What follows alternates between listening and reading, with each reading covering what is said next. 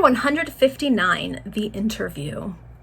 A week passed away during which the examination of Reginald Tracy took place before the police magistrate and terminated in the committal of the rector to Newgate.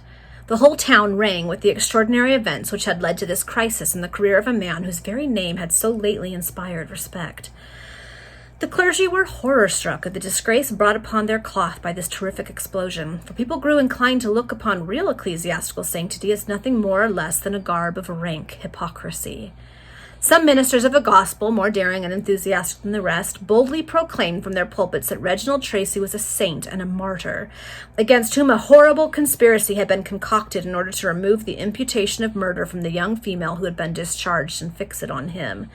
Other clergymen entered into learned disquisitions to prove that Satan must have obtained a special leave from God, as in the case of Job, to tempt the most holy and pious of men, and that, having failed to seduce him from the right path, the evil one had accomplished a series of atrocities all so artfully arranged as to fix the stain upon the rector of St. David's.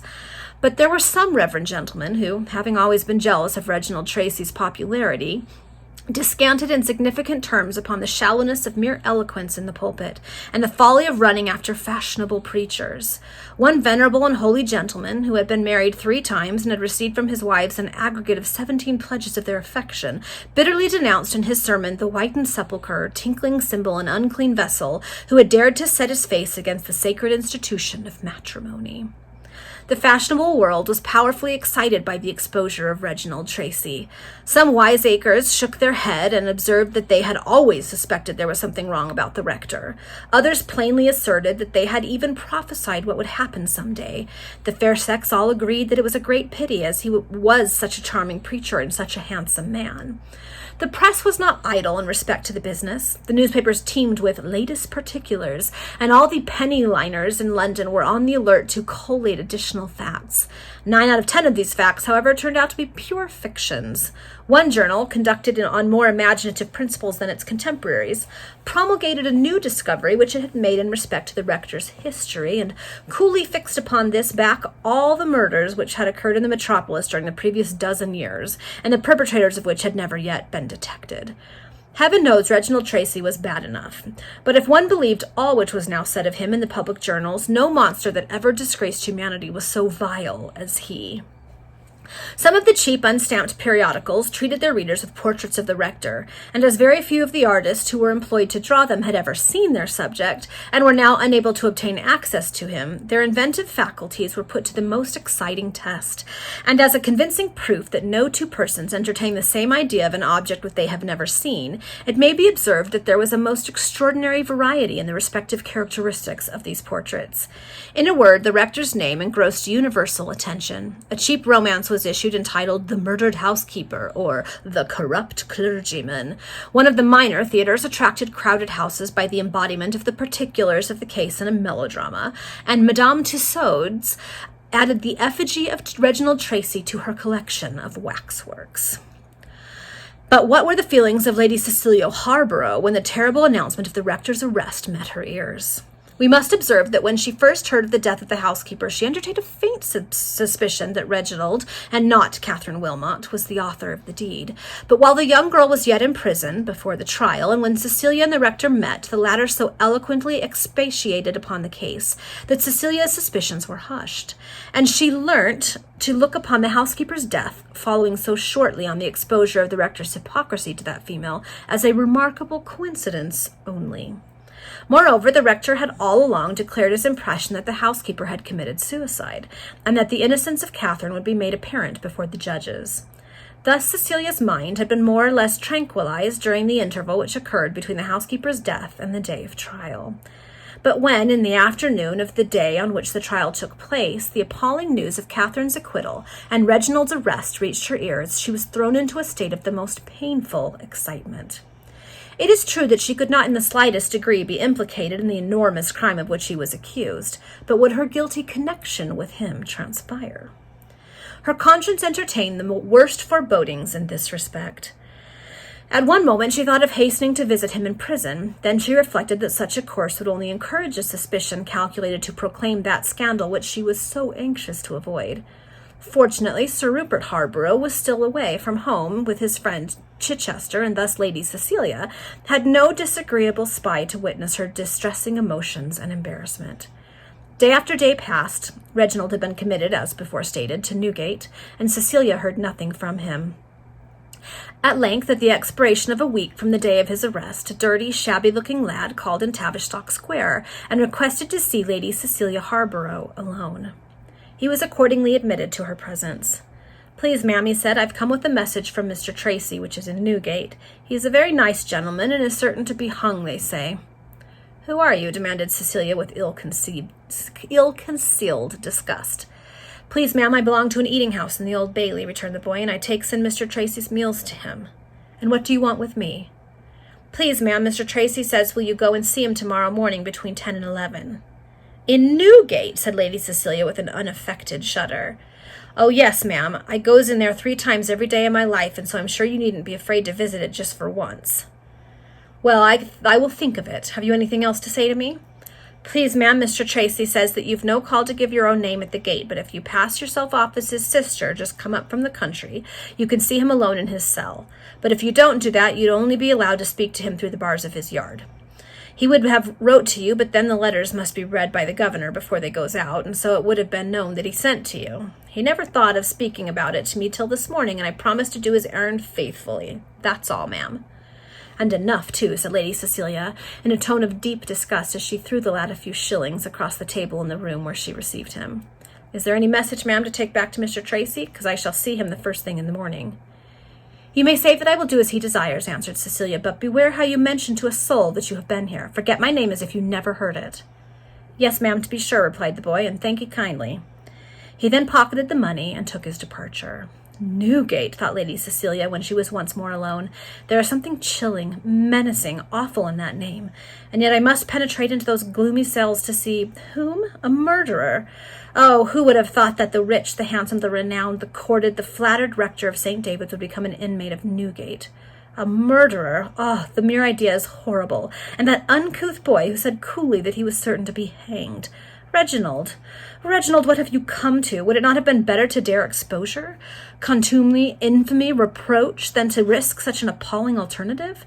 But reputation was dearer to this man than aught in the world beside, and he is rich. What will he do with his wealth? Perhaps it is for that he desires my presence. Who knows?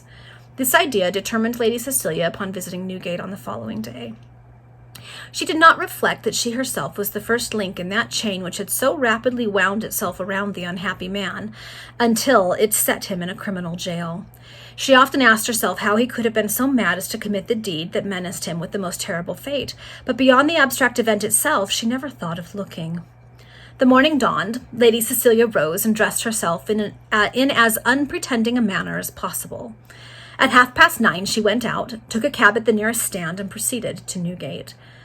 She ascertained by inquiry which was the prison entrance, and ascended the steps leading to the half-door, the top of which was garnished with long iron spikes.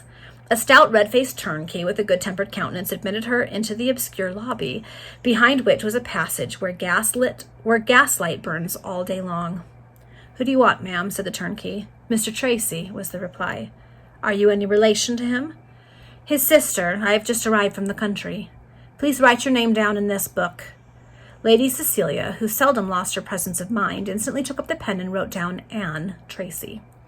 "Excuse me, ma'am," said the turnkey, "but if you have a knife in your pocket, you must leave it here." "I have none," answered Cecilia. "Take that passage, ma'am, and you will find a turnkey who will admit you to Tracy's cell."